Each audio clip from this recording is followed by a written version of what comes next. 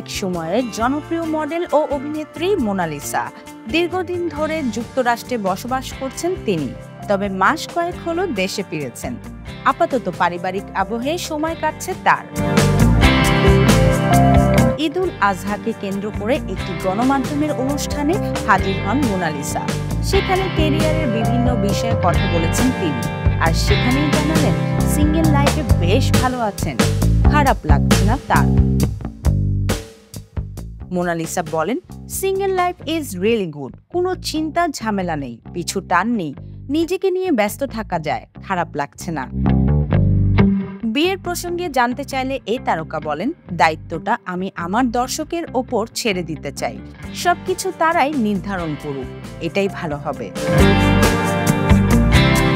2012 সালে যুক্তরাষ্ট্রের new York প্রবাসী ফাইয়াজ শরীফের সঙ্গে বিয়ের বন্ধনে আবদ্ধ হন অভিনেত্রী মোনালিসা।